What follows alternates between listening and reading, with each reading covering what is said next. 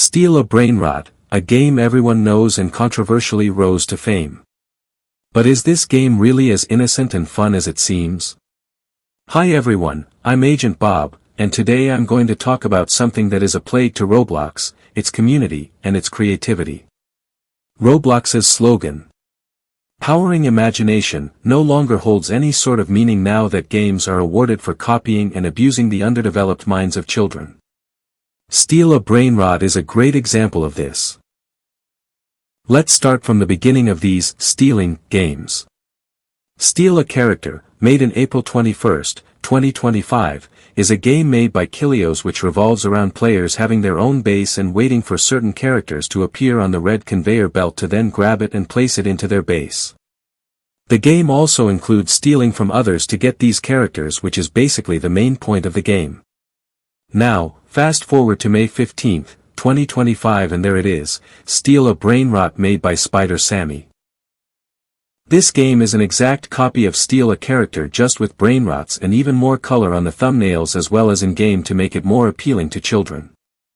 Now, the problem with this is that not only is there no credit to the original creator, but the game itself preys on the young minds of players to reel them in and have them hooked on to the game. Steal a Brainrot is an addictive game by nature. It is an RNG-based game where players wait for the next best brainrot to show up. On the surface, it seems harmless, but the fact that this game has garnered such a big player base says a lot about it. The game had once got over 6 million concurrent players, making it the second largest game on Roblox, right behind Grow a Garden. This makes one wonder, how is this possible? Some people accuse the game of botting while others say that this is a game made for kids, but the truth is Steal a Brainrot's addictive nature is what keeps kids hooked onto it for hours on end and completely ruins their minds. It most likely doesn't appear to be fun, but the small dopamine hits that children get from playing the game keeps them going, just like some other RNG games. Another thing I want to talk about is how YouTubers, despite not liking the game, force themselves to play it in order to get views.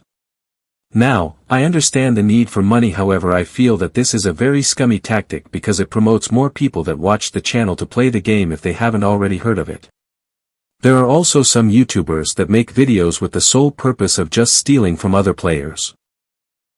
Now, I recognize that this is the main point of the game, but these players also have voice chat enabled and you can hear them crying as their favorite brainrot is taken away from them.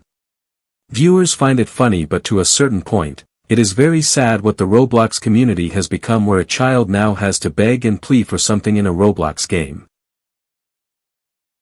Then we look at how Steal a Brainrot has ruined the Roblox community's creativity. Just a few years ago, Roblox used to have fun and original games. Even if all of them weren't original, they at the very least had some uniqueness to them that made them enjoyable. For me personally, I really liked Jailbreak and Mad City. You can tell how both of these games stem from prison life, however they aren't exact copies, rather they take a lot of inspiration from each other and add their own ideas to the game. Now if you go to charts, you'll see tens, if not hundreds of games that are copies of original games like Steal a Character and Grow a Garden. It's not that these games aren't fun, I for one don't find them fun, but some other players might. It's just that with so many of these copycat games, they cover up all of the potentially great and original games that are to come. A lot of very good games have little player counts, not because the game itself is bad but because the game is very hidden by the algorithm. Now, is it the fault of the players for playing these games? I don't think so. If the only available to play are copycat games, could you really blame players for playing? However, I do believe Roblox has a large fault in this because they promote such sloppy games to the point where Roblox feels like it isn't millions of games, but just a couple dozens. The last thing I want to talk about is what could potentially happen in the future with Roblox and its community.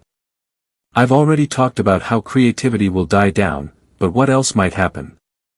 I believe that if this continues, Roblox will continue to dwindle into a black hole of nothing but sloppy games with very little effort. Though there may be more players on the platform, there will also be a large amount of bots too. There may be more players quitting Roblox as they might not find the enjoyment in the games they once loved to play. The YouTubers that play Roblox will most likely continue to force themselves to play low-effort games in an attempt to either keep or gain more views, but will lose their previous communities. Roblox themselves will most likely continue to face backlash for their lack of care about the platform and what happens to it, but that's something that already happens right now. However, there is a chance that Roblox changes for the better to become a platform with a bunch of fun games, but the chance of that is low since Roblox, creators, and people in general have moved away from any sort of passion work in order to pursue money. Alright guys, that's it for the video. Even though it's short, I still hope you guys enjoyed and understood what I'm trying to get across. I'll see you guys in the next video.